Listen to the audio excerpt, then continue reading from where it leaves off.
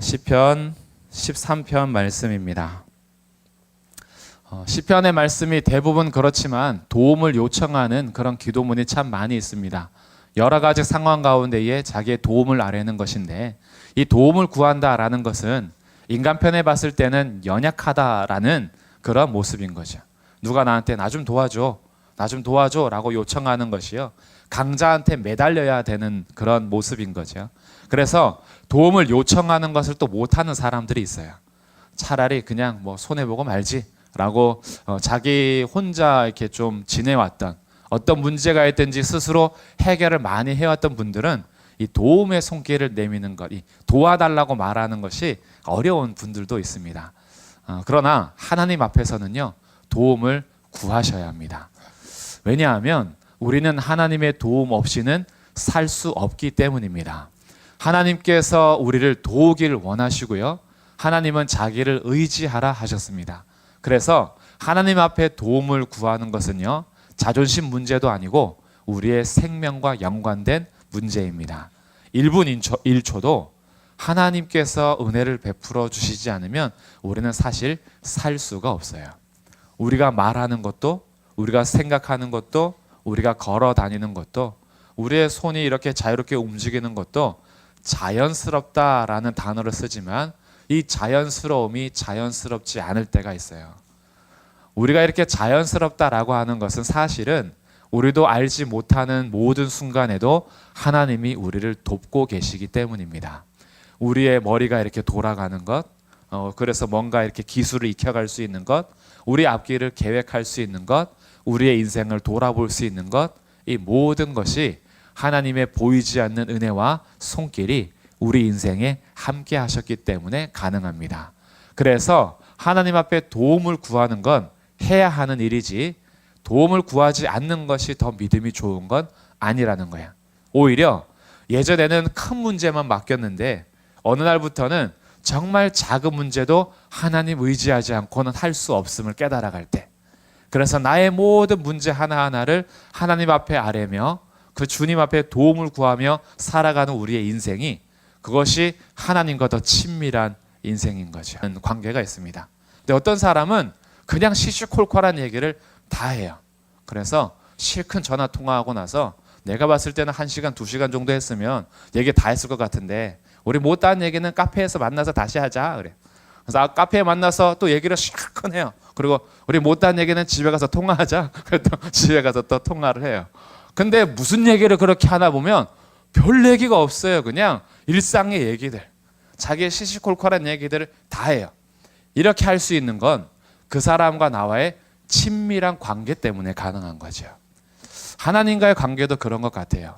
하나님 앞에 도움을 구할 때 어떤 큰 문제들만 가지고 오는 건 왠지 하나님과의 관계가 이 도움 해결하는 걸로만 좀 여겨질 때가 많이 있죠. 하나님과 근데 친밀한 사람들은요, 그냥 일상의 삶이 정말 무시로 기도하는 거 있잖아요. 쉬지 말고 기도하는. 막 이게 막 사명감 가지고 쉬지 말고 기도하라 했는데 이거 쉬면 죽을 것 같은데요. 막 이런 막 그 협박으로가 아니라 그게 너무 그냥 자연스러운 거예요. 하나님, 오늘 너무 기분이 안 좋았어요. 하나님, 요즘에 마음이 너무 무거워요. 왜 내 마음이 슬프죠? 내가 겨울 타나요? 나 봄도 탔는데, 생각해보니까 여름도 타고 가을도 탔는데 겨울도 타면 저는 어쩌라는 거죠? 그러면서 내 삶을 그냥 이렇게 말하는 거예요. 막 엄청 웅장한 기도 제목이 있거나 막 그 심각한 것만 말하는 게 아니에요. 기도할 때마다 막 그런 거 있잖아요. 심각해지는 거. 기도할 때 왠지 계속 울어야 될 것 같고, 그런 게 아니라 그냥 내 모든 삶을 그냥 얘기하는 거예요. 하나님, 오늘 누구 만났는데 이렇게 대화했네요. 말하는 중에 제가 좀 실수한 것 같아요. 하나님, 다음에는 이런 실수 안 하도록 도와주세요. 이런 이제 우리의 그 일상의 얘기들, 이렇게 하나하나 얘기하다 보면 사실은 우리가 하나님의 도움이 없이는 살 수 없구나라는 것을 알게 돼요. 그런데 이 도움의 손길이 막혔을 때, 막혔다고 느껴질 때 이 답답함이 있죠. 그때 부르짖는 기도가 13편입니다. 어떻게 부르짖고 있느냐? 1절과 2절에서요, 반복되는 어느 하나의 질문이 있어요. 반복되는 질문이 4번이 반복됩니다. 뭘까요? 한번 1절, 2절에서 찾아보세요. 그렇죠. 눈에 확 띄죠. 이 시인이 1절 2절에서 도대체 어느 때까지입니까? 이거를 계속 질문해요. 1절 여호와여 어느 때까지니까 나를 영원히 잊으시나이까? 주의 얼굴을 나에게서 숨기시는 것을 어느 때까지 숨기시겠습니까? 지금 하나님이 뭔가 이렇게 이 시인의 기도를 잘 안 들어주시는 것 같죠. 하나님이 숨바꼭질하고 계세요. 꼭꼭 숨어라 머리카락 보인다. 하나님 앞에 아무리 기도해도 하나님이 숨어서 안 나와요. 그러니까 이 답답해가지고 어느 때까지 숨어 계시리까? 2절 나의 영혼이 번민하고 종일토록 마음에 근심하기를 어느 때까지 하오리까? 이 시인이 지금 엄청 큰 근심과 걱정에 눌려 있는 것 같아요. 자기 영혼이 번민한답니다. 종일토록 마음에 근심이 있어요. 우리는 찬송하잖아요. 마음속에 근심 있는 사람 주 예수 앞에 다 아뢰어라. 이거는 좀 근심이 덜할 때 찬송할 수 있어요. 근심이 훅 쌓이면요 이 찬송도 안 나요. 무슨 마음속에 근심 있는데 찬송하게 돼? 이런 마음이죠. 지금 이 시인이 이런 마음이에요. 종일토록 이 근심에 눌려 있는데 언제까지 내가 이렇게 눌려 있어야 되냐 이거죠. 2절 두 번째 줄에 내 원수가 나를 치며 자랑하기를 어느 때까지 하리까? 나는 종일 근심하며 염려하면서 눌려 있는데 원수들은 나를 조롱하며 자기 자랑하고 있어요. 자기는 잘났대요. 자기는 형통하대요. 자기는 문제가 없대요. 자기는 근심도 없대요. 휘파람 불고 다니면서요 되게 막 조롱하는 것 같아요. 나는 인상 푹 쓰면서 무거운데 야 살만하잖아. 뭘 인상을 써. 웃으며 사세요. 웃으면 복이 와요. 할렐루야. 이게 원수 같아요. 막 할렐루야가 괜히 원수 같을 때가 있어요. 근데 여기에서는 신앙인이 아니라 정말 이 신앙인을 괴롭히는 원수예요. 하나님을 믿고자 하고 따르고자 하는 자를 괴롭히는 이 원수인데 이 원수가 나를 치며 자랑하기를 도대체 어느 때까지 하리까? 이게 시인의 질문인 거죠. 뭔가 하나님과의 관계가 답답해진 거예요. 그래서 이 시편 13편은요 도대체 어떤 위기였을까라는 것을 명확히 밝혀주진 않아요. 근데 이제 뒤에 가서 뭐 사망의 잠을 잘까 하오며 또 원수가 나의 대적들이 기뻐할까 하오며 라고 하니까 분명히 뭔가 죽음의 위기가 있는 것 같기도 하고 원수들이 자기를 둘러서서 뭔가 공격하고 위협하는 위험한 상황인 것 같기는 해요. 그러나 이것이 육체적인 질병인 건지 경제적인 어려움인 건지 사회적으로 정치적으로 자기를 몰아세우는 것인지 어떤 문제인지는 명확히 알 수 없으나 그러나 우리가 당할 수 있는 모든 문제를 함축해서 담아놓고 있는데 그게 육체적인 질병의 문제든 사회적으로 관계가 깨진 문제든 정치적으로 압박이 오는 문제든 아니면 우리로 하여금 정말 이 마음 깊은 곳에서부터 나의 상처들이나 상황들이 나를 굉장히 괴롭히는 그런 모습과 상황이든지 간에 이 다윗의 시를 통해서 배우게 되는 건요 이 모든 문제를 누구와의 관계에서 해결하려 하냐 하면 하나님과의 관계에서 해결하러 한다는 거예요. 이게 오늘 우리가 배우는 자세입니다. 육체적인 문제든 사회적인 문제든 갈등의 경제적인 문제든 정치적인 문제든 그가 가장 답답해하는 것은 하나님 저 언제까지 이렇게 아파야 합니까? 저 언제까지 정치적으로 이렇게 위협을 당해야 됩니까? 저 언제까지 이렇게 관계가 깨져야 합니까? 이런 것을 누구와의 관계로 가져가냐 하면 하나님과의 관계로 가져가요. 그래서 하나님 언제까지 얼굴을 숨기시렵니까? 하나님 언제까지 나를 잊으시렵니까? 그러니까 이 시인의 답답함은 이 여러 가지 문제 속에서 헤매다 보니까 사실 이 문제가 답답해진 이유를 하나님과의 관계에서 찾는 거예요. 하나님과의 관계가 막히니까 나머지 문제가 막혔다라는 걸 알게 된 겁니다. 그래서 내가 풀어야 할 것은 여기에서 이렇게 엉킨 것을 내가 먼저 풀 게 아니구나. 하나님과 나 사이에 엉킨 것을 풀어야 하는 거구나. 이것을 깨달은 거죠. 그래서 그가 나와서 불만 섞인 목소리 같잖아요. 사실 언제까지 이러시렵니까? 언제까지 숨으시렵니까? 언제까지 저에게 슬픔과 근심과 고통을 안겨주실 겁니까? 라고 하는 것 같지만 그래서 불평과 불만만 하는 것 같지만 그게 아니에요. 하나님 앞에 하나님과 관계를 제대로 맺고 싶은 시인의 갈망이 터져 나오는 거예요. 이 갈망이 어떻게 터져 나오느냐? 3절에서 터져 나옵니다. 3절에서는 세 가지 요청을 해요. 여호와 내 하나님이여 나를 생각하소서. 여기서 생각하다는 말은 봐달라는 뜻입니다. 나를 보십시오. 나를 생각하십시오. 그래요. 두 번째, 나에게 응답하십시오. 세 번째, 나의 눈을 밝혀주십시오. 시인이 요청하는 건 이 세 가지예요. 자기를 봐달라는 거예요. 생각해 달라는 거죠. 자기에게 응답해 달라는 거예요. 그리고 자기의 눈을 밝혀달라는 겁니다. 이 어둠과 어두운 상황 속에서 내 눈을 밝혀주셔서 하나님을 찾기를 원하는 거예요. 그러니까 지금 우리의 상태를 이렇게 진단하시면 돼요. 요즘에 나에게 어떠한 종일토록 마음에 근심하는 일이 있거나 영혼이 번민하는 일이 자꾸 생기고 하나님이 뭔가 이렇게 얼굴을 가리는 것 같고 답답하다면 우리가 뭔가 풀어야 될 이 땅에서의 문제들 이전에 하나님과의 관계를 먼저 푸셔야 되는 거예요. 이것이 우리가 기도의 자리에서 중요한 겁니다. 내 삶의 문제들을 나열하면서 기도하는 것 굉장히 중요한데 나의 삶의 문제들을 해결하기 위한 기도 이전에 하나님과 나와의 관계가 꼬여 있다면, 하나님과 나와의 관계가 풀어지지 않고 있다면 하나님과 나와의 관계를 풀기 위해서 기도하셔야 돼요. 하나님, 나를 생각해 주십시오. 나에게 응답해 주십시오. 나의 눈을 밝혀 주십시오. 이것이 우리의 영혼이 잘 되는 것이고요.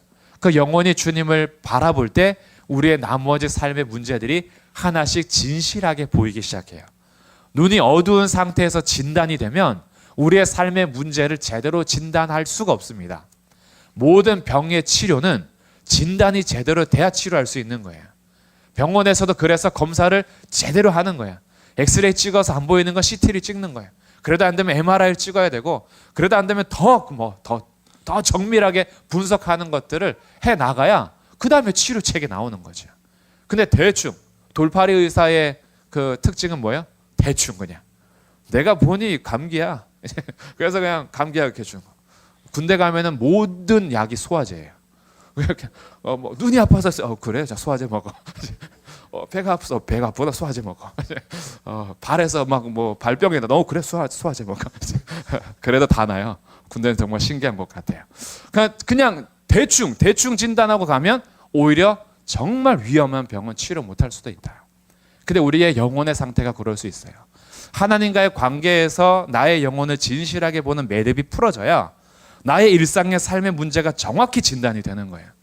그런데 하나님과의 관계는 해결하지 않고 나의 삶의 문제만 자꾸 들여다보니까 매듭이 풀리고 이 실타래들이 풀리는 것이 아니라 점점 더 꼬이기 시작해요. 푼 것 같은데 다른 데서 또 묶여 있어. 거기에서 또 푸른 것 같은데 다른 데 또 엉켜 있어요.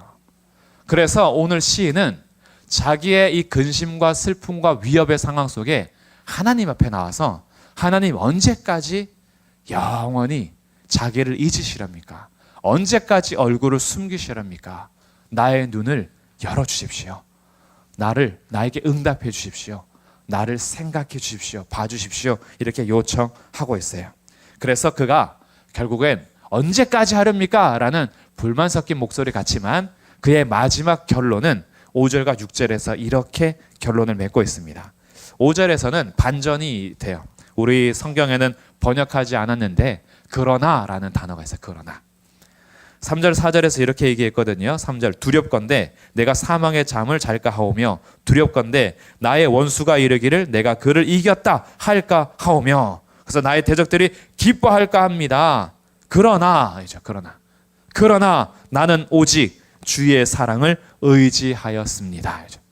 그러나 하나님이 응답하지 않아도, 하나님이 영원히 숨어 계시는 것 같아도, 하나님이 그 얼굴을 드러내지 않아도, 그러나 내가 의지할 건 주의 사랑뿐입니다. 그러나 내가 기도할 건 주님밖에 없습니다. 이 신앙의 고백인 거예요. 이 믿음의 결단을 배워가는 겁니다. 우리가 작년에 1년 내내 기도했는데 응답이 없었어요? 그럼 이제 올해부터는 신을 바꾸셔야죠. 하나님을 바꿔야 되지 않겠습니까? 1년은 봐줄 수 있어요?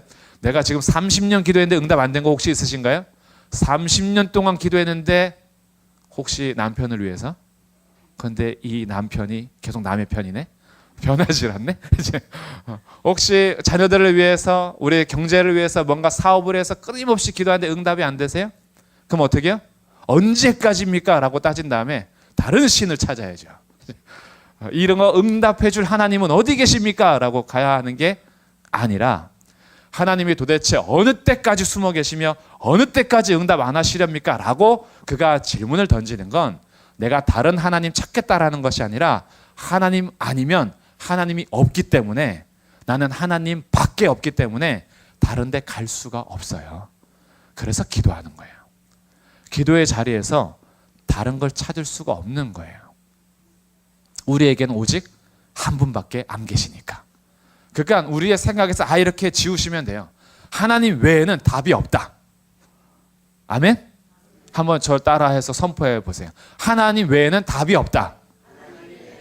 네. 근데 그 답이 응답을 안 해요. 그럼 어떻게 해야 돼요? 하나님 말고는 답이 없으면 어떻게 해야 돼요? 더 매달려야죠. 우리는 하나님께 더 매달려야 돼요. 왜? 하나님 아니면 답이 없잖아요. 다른 데서 어떻게 답을 찾을 수가 없어요. 그러니 하나님이, 이런 표현이 조금 경솔하긴 한데, 하나님이 우리에게 좀 비싸게 구시더라도 하나님이 우리에게 막 이렇게 응답을 쉽게 안 해주시더라도 우리가 도움을 청할 분은 하나님 밖에 없어요. 그래서 어느 때까지입니까? 라고 이 마음속에서 응답되지 않아서 답답하더라도 우리가 오늘 이 시인의 고백처럼, 그러나 나는 오직 주의 사랑만 의지합니다. 다른 것은 없습니다. 그래서 5절 끝에 나의 마음은 주의 구원을 기뻐할 것입니다. 이건 확신인 거예요. 언젠간 하나님이 자기를 구원해 주실 것을 믿는 거예요. 지금은 내가 내 영혼이 번민하고 종일토록 마음에 근심하며 원수가 자랑하며 자기를 죽일 것처럼 위협하지만, 언젠가는 주님이 나를 구원하실 거기 때문에 내 마음이 주의 구원을 기뻐하리이다. 또한 두 번째 결심 6절, 내가 여호와를 찬송할 것입니다. 왜냐하면 주께서 내게 은혜를, 은덕을 베푸시기 때문입니다. 확신하는 거예요. 하나님은 반드시 구원을 베푸시고 은혜를 베푸신다는 것을 확신하고 있어요. 그러니까 다른 데 갈 이유도 없고 갈 수도 없고 오직 하나님께만 나와서 기도하며 도움을 청하는 자세가 시편 13편의 기도입니다. 올 한 해 새롭게 시작하면서 지금까지 혹시 기도 응답이 되지 않은 것이 있어서 답답하시더라도, 여전히 내 영혼은 눌리는 것 같고 근심은 여전히 쌓이며 여러 가지 문제가 실타래가 풀리지 않을지라도 우리가 나올 곳은 한 곳밖에 없어요. 오직 하나님 앞에만 나와야 합니다. 그러면 하나님은 반드시 우리에게 구원을 베푸실 것이고 은혜를 베푸실 것입니다. 그러니 오늘 이 시간 잘 오셨습니다. 오직 주의 사랑만 의지합시다. 오직 주님의 은혜만 구하십시다. 하나님은 은혜를 베푸시고 그 사랑을 허락하여 주실 겁니다. 그 은혜와 사랑을 누리시는 기도의 삶이 되시기를 주님의 이름으로 축복합니다. 아멘.